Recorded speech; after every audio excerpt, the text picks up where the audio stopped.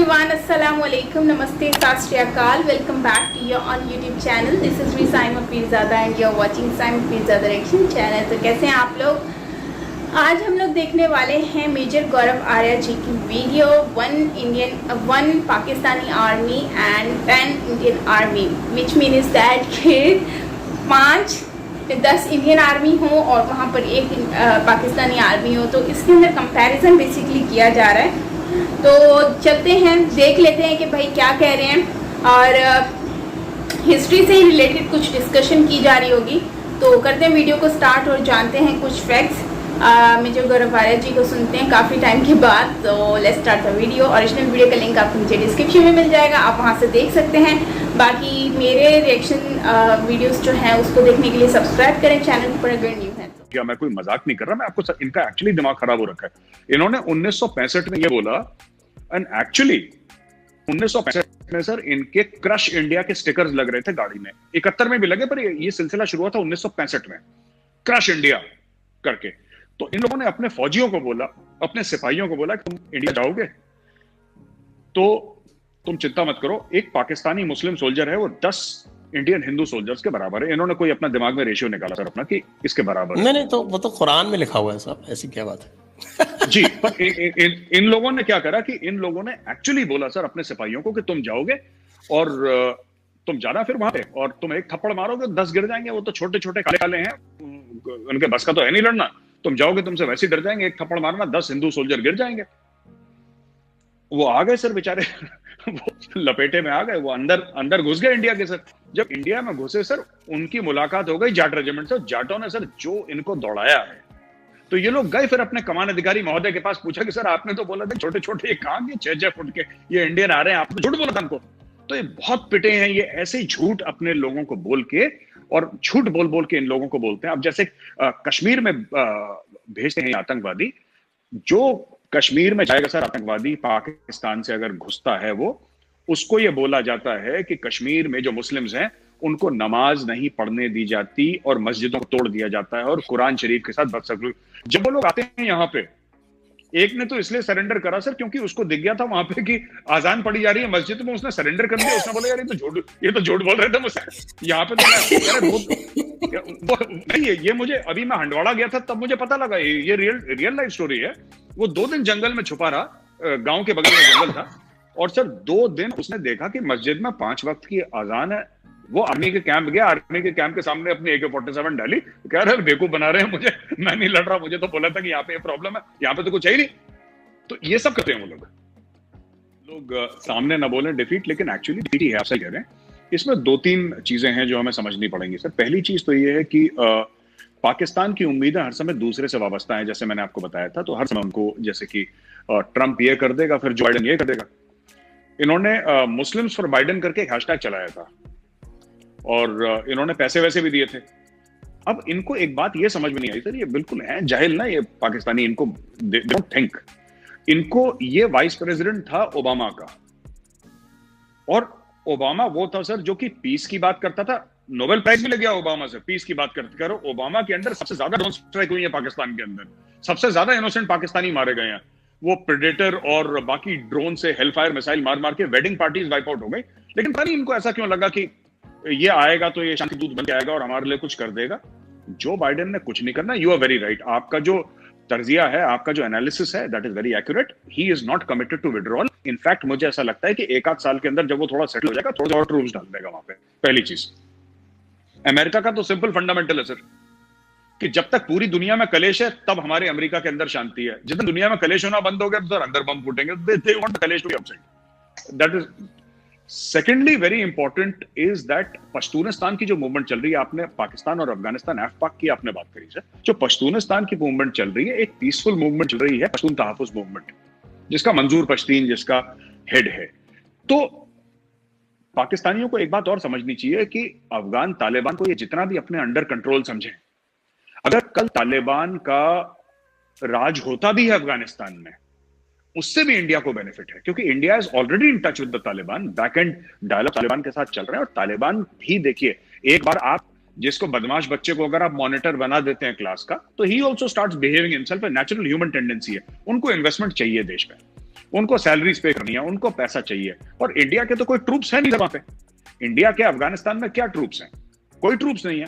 हमने तो पार्लियामेंट बनाई है, हमने सड़कें बनाई, हमने डैम बनाए, लाइब्रेरी बनाई, यूनिवर्सिटी बनाई। हमने कौन सा बोल दिया कि हम तुम्हारे हाथ में, बच्चों के हाथ में हथियार पकड़ा रहे हैं? That even the Taliban knows and they respect that. इसीलिए तालिबान का एक बहुत बड़ा स्टेटमेंट आया था तालिबान के स्पोक्स पर्सन से कि हम अपने नेबर्स के साथ और इमीडिएट नेबरहुड में, साउथ एशियन नेबरहुड में हम शांति चाहें, including India. We want peace with everybody. Taliban का स्टेटेड एम है, they are not interested in fighting. और सर तालिबान कभी अफगानिस्तान के बाहर गया नहीं। अलकायदा वाले जाके लड़ते हैं, ये बिल्डिंगों में हवाई जहाज मारते हैं। सर तालिबान तो कभी गया नहीं बाहर। तालिबान को इंटरेस्ट भी नहीं है दुनिया में। They are happy Afghanistan only. तीसरी बात है सर ड्यूरेंड लाइन की, जिसमें पाकिस्तान फंसेगा। ये जो पूरा एरिया है, तालिबान इसको मानता है ग्रेटर पश्तूनिस्तान, जिसमें शामिल आपका north west frontier province Pakistan का भी है। तो जो ड्यूरेंड लाइन है, which is the border between Afghanistan and Pakistan, ये पठानों को मंजूर है ही नहीं। वो कहते हैं हमारी जमीन है, ये पठानों की है। फेमस पाकिस्तानी क्रिकेटर शाहिद अफरीदी अपने आप को कितना भी बड़ा पाकिस्तानी माने, लेकिन पठान एज अ कम्युनिटी वो कहते हैं कि पश्तूनिस्तान है, हम पठान एक हैं। वहां पे क्या है कि सर पाकिस्तान में जो सब नेशनलिज्म है वो बहुत ज्यादा जबरदस्त है। इंडिया में इतनी ज्यादा नहीं है। हम सोचते हैं इंडिया में कि तमिलनाडु से लैंग्वेज की बात आ रही है या ये सब आ रही है। देखिए Pakistan is an artificial construct, right? और उनकी जो जबान उनके ऊपर मसलत करी गई है उर्दू, वो तो उनकी जबान है नहीं। तो कितने लोग उर्दू बोलते हैं? सर सबकी अपनी अपनी मुख्तलिफ जबानें हैं। और जो 1 यूनिट प्लान था अयूब खान का, जिसमें उसने बोला था कि सभी लोग एक ही जबान बोलेंगे, वही तो कलेश की जड़ थी जिसकी वजह से ईस्ट पाकिस्तान बांग्लादेश बना। शुरुआत तो वहीं से हुई थी। फिर और भी उसमें रीजंस थे, इलेक्शन थे 70-71 के, और शेख मुजीबुर रहमान को प्राइम मिनिस्टर नहीं बनने दिया, 10 और रीजन थे। लेकिन शुरुआत जो थी वो लैंग्वेज से हुई थी, जिसमें जिन्ना की हुटिंग हुई थी ढाका यूनिवर्सिटी में 1947-48 में, जब वो अपनी विजिट पे गए थे 48 में, वहां पे अर्ली 48 में, before he died he went to Dhaka. He was hooted by the students when he said कि आपको उर्दू बोलनी पड़ेगी। बंगालियों ने बोला कि हमारी जबान तो सब 1500 साल पुरानी है, तुम्हारी 300-400 साल पुरानी जबान हम क्यों बोले? तो ऑल दीज थिंग्स, सो दे वहां पे तो ये सब चीजें चल रही हैं वहां पे, जो पाकिस्तान के लिए कल बहुत, देखिए सप्लाई करना वेपन ड्रग मनी के थ्रू परचेज करके थर्ड पार्टी से, रेडिकलाइज करना, मस्जिद बनाना, ये ठीक है जब तक ऑपोजिशन में है तालिबान। मैं उसको ऑपोजिशन मानूंगा फिलहाल के लिए, ऑपोजिशन में। जिस दिन वो इख्तिदार में आ गया, जिस दिन वो रूलिंग पार्टी बन गई, जिस दिन पार्लियामेंट में तालिबान वाले बैठना शुरू हो गए, अफगानिस्तान की शक्ल बदल गई। They have also learned there lesson sir. किसी को खुशी नहीं होती जंगलों, बिहड़ में और गुफाओं में रहने की। किसी को, no human being is happy. वो इतने बेचारे 20-30 साल के बाद अब आएंगे वहां पे, जब से वो 9/11 हुआ सर, 20 साल से ऊपर है। अब वो आएंगे, वो भी चाहेंगे हम अच्छे बड़े महलों में रहें, एसी चले, बढ़िया ठंडा पानी पिए। Everybody wants that, it's human nature. They don't want to suffer in the mountains, cold mountains of Afghanistan, barren mountains. तो वो आएंगे, फिर वो तमीज से ही रहेंगे। और जिस दिन वो मांगेगा, बिल्कुल ठीक कह रहे हैं, क्योंकि ऐसे यही फ्रेमवर्क था बांग्लादेश का, इससे अलग नहीं था। शुरू में बंगाली ने भी आजादी नहीं मांगी थी, वो भी कह रहे थे कि विद इन, और पाकिस्तान जो बना, पाकिस्तान तो ईस्ट बंगाल में ही बना। ये सुहरवर्दी वगैरह जो लीडर्स थे मुस्लिम लीग के, ये it started off from there. जितने भी बड़े बड़े थिंकर्स थे वहीं पे गए थे बाद में। जो लेटर ऑन अली ब्रदर्स के बाद जो भी थिंकर्स थे वो सब उसी साइड गए थे। अब इशू ये है सर कि जिस दिन अगर वो मांगते हैं पश्तून आजादी, अभी वो नहीं मांग रहे हैं, वो कह रहे हैं with in the framework of the Pakistani constitution. लेकिन आपने एक बात देखी है सर, अली वजीर को गायब करके रखा है, 2 महीने से ऊपर हो गए। अभी 2 महीने 4 दिन, 2 महीने 5 दिन हो गए, अली वजीर को गायब कर लिया, जो उनका member of the national assembly, जैसे हमारे मेंबर ऑफ पार्लियामेंट होते हैं, एक मेंबर ऑफ पार्लियामेंट को, पाकिस्तानी मेंबर ऑफ पार्लियामेंट को रातों रात गायब कर दिया। अब वो कराची जेल में है, पहली चीज। दूसरी चीज ये है कि शुरुआत तो आजादी की तहरीक की बांग्लादेश भी ऐसी हुई थी। उन्होंने बोला कि we want our rights within the constitution of Pakistan. पर आपने देखा पश्तून चुपचाप बैठे हैं, which is very unlike Pashtun sir. ये पठान चुपचाप बैठे हैं, मैं पहली बार देख रहा हूं। ये खुदाई खिदमतगार जो थे वो खान वाले, उनके बाद 70 साल के बाद अब हम देख रहे हैं कि सर ये चुपचाप पठान बैठे हैं, जबकि पठान की रेपुटेशन तो बिल्कुल इसके बरखिलाफ है। पठान तो, जिसको आपने जंगजू कौम बोला, असली जंगजू कौम वही पाकिस्तानी तो बेचारे फ्रॉड हैं। तो ये लोग, ये सर ये चुपचाप बैठे हुए हैं, और ये जिस दिन आग लगेगी, फिर ये पूरी आग लगेगी सर वहां पे। ये उस टाइप की नहीं है। और आपने बिल्कुल ठीक बोला, 20% से ज्यादा ये लोग पाकिस्तानी आर्मी में हैं, हर एक घर में हथियार है, हाईली वेपनाइज्ड कम्युनिटी है, बहुत इनमें ट्राइबल सिस्टम बहुत जबरदस्त है, और loyalty to the tribe trumps loyalty to the country. Loyalty to the tribe comes first. अगर जो अचकजाई कबीले का है, तो उसकी जो ट्राइब है, वो उसकी अचकजाई कबीले की पहली इसीलिए तो अफगानिस्तान में पूरा कलेश हो रहा है सर, ये ट्राइब सिस्टम में, जो क्योंकि एक दूसरे को आपस में निपटाते रहते हैं, कोई किस ट्राइब का है, एक वॉरलॉर्ड एक एरिया का, दूसरा वॉरलॉर्ड एक एरिया का, ट्राइब्स पे बेस्ड नहीं लोग। So that is also something, you are very right, I agree with you. जिस दिन पठानों ने मांगी आजादी, उस दिन पाकिस्तान के टुकड़े होना शुरू हो जाएंगे। ये हमारा आज का वीडियो, मेजर गौरव आर्या जी जो है उन्होंने जो है वो वही है 1971 को एक्सप्लेन करते हुए बताया कि भाई जो है वो उस टाइम पर इनको ये कहा जाता था कि भाई जो आप लोग हैं, आप लोग बहुत स्ट्रॉन्ग हैं, और उनको इंडियन आर्मी को बहुत ज़्यादा डाउन समझा जाता था, और बल्कि बताया जाता था कि वो लोग बहुत छोटे हैं, वो डाउन हैं। तो वही कलर वगैरह का डिफरेंस का वो एक बताया जाता है। लेकिन मुझे लगता है कि उस टाइम पर जिस तरह से 1971 में इंडिया ने पाकिस्तान की जो 93,000 थे, वो 93,000 आई थिंक, हाँ 93,000 आर्मी जो है उनको सरेंडर करके ये साबित कर दिया कि कौन डाउन है कौन अप है। लेकिन एक बात है कि भाई हर कंट्री का जो आर्मी का ऑफिसर होता है, या कोई भी आर्मी पर्सन होता है, या कोई भी, वो अपनी कंट्री के लिए लड़ते हैं, तो वो लोग एक पैट्रियोटिक होते हैं। और मुझे लगता है कि उन सब की वैल्यू सेम ही होती है, चाहे वो हारें या जीतें। वो हम कहते हैं ना, तुम जीतो या हारो हमें तुमसे प्यार है।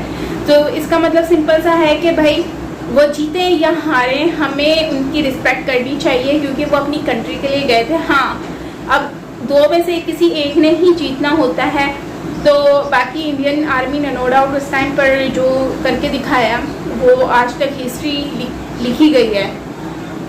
बाकी जो है वो किसी को कभी भी कम नहीं समझना चाहिए। जब हम अपने आप से नीचे समझना शुरू हो जाते हैं सबको, तब जाकर जो है ना वो मामला हो जाता है गड़बड़, क्योंकि हमारी जो सोच होती है और एक्सपेक्टेशंस होती हैं वो हमेशा उल्टी हो जाती हैं।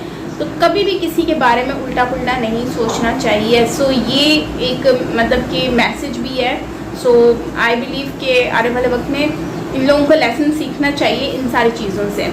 और साथ साथ में अगर हम बात करें तो वैसे भी सिचुएशंस की बात करें, सर्कमस्टेंसेस की बात करें, तो बहुत सारी प्रॉब्लम्स हैं। और सबसे बड़ी प्रॉब्लम यह है कि हमारी जो अपने लोग हैं वो बेसिकली आपस में एक दूसरे के साथ मिलजुल कर नहीं रह रहे। हर किसी को एक अलग अलग ही सिस्टम चाहिए। पठानों को अपना अलग से सूबा चाहिए, जिसमें जो है वो खैबर पख्तूनख्वा हो गया, और फिर देखो तो सिंध में सिंधियों को चाहिए, और कराची महाजरों को चाहिए, और जो क्या कहते हैं उर्दू स्पीकिंग को, और पंजाब में पंजाबियों को पंजाब चाहिए। भाई हर कोई सूबे को लेकर बैठा है, वो नहीं कह रहा अच्छा ये कहते हैं ना तेरा पाकिस्तान है, ये मेरा पाकिस्तान है, तो ये मतलब सिर्फ लफ्ज़ों में रह गया है। अगर हम नॉर्मली देखें तो ये कोई यकजहती नहीं है, हर कोई अलग। और बलोच है वो कहते हैं कि हमें अलग से सूबा चाहिए, लेकिन एक बात है कि बलोचों के साथ है बहुत सारा जुल्म है कि भाई उनको कोई देखने वाला नहीं है, उनको देखता नहीं है। और शायद आज वही रीज़न है कि कराची यूनिवर्सिटी में जो इंसिडेंट हुआ वो आज हमें देखने को मिल रहा है। तो उसके पीछे यही रीज़न हो सकता है ना कि मतलब वो लोग इस चीज़ से परेशान हो गए, तभी तो एक डॉक्टर, एक वेल एजुकेटेड फीमेल, एक अच्छी फैमिली से बिलोंग करने वाली फीमेल जो है वो आज जो है वो सुसाइड बॉम्बर बन गई। उन्होंने ब्लास्ट किया कराची यूनिवर्सिटी के बाहर। कैसे कर लिया, मतलब सोचने की बात है। यकीनन उसके पीछे उसको पैसों की तो लालच होगी नहीं, क्योंकि वो लोग गरीब तो थे नहीं, लेकिन ये है कि उनकी सारी प्रॉब्लम्स इतनी ज़्यादा हैं कि उनको हाईलाइट कर करके वो थक चुके हैं।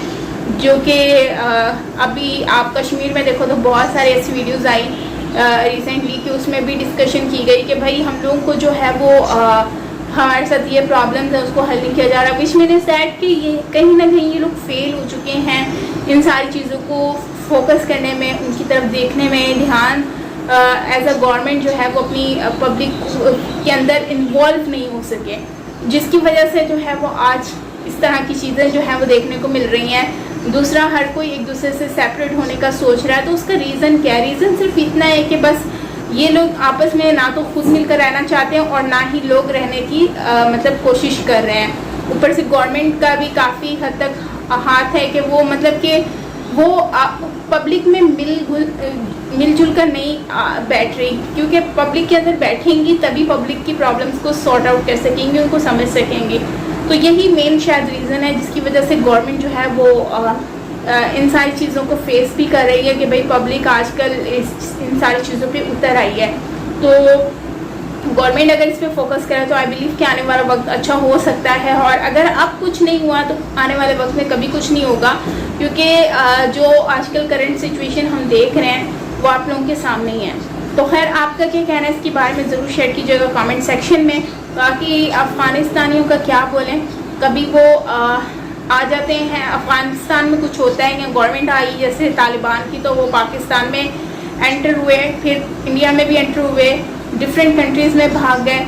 लेकिन प्रॉब्लम ये है कि वहाँ तो चले जाते हैं, लेकिन इससे जो है वो फिर बाद में वो लोग जो उल्टी पुल्टी हरकतें करते हैं, गड़बड़ी करते हैं, उससे ये है कि फिर सब लोगों को प्रॉब्लम फेस करनी पड़ती है। और वैसे ही अभी श्रीलंका में क्राइसिस है, तो आप देखो इंडिया में सब लोग आने के चक्करों में हैं, तो इससे इंडिया को ही परेशानी होनी है।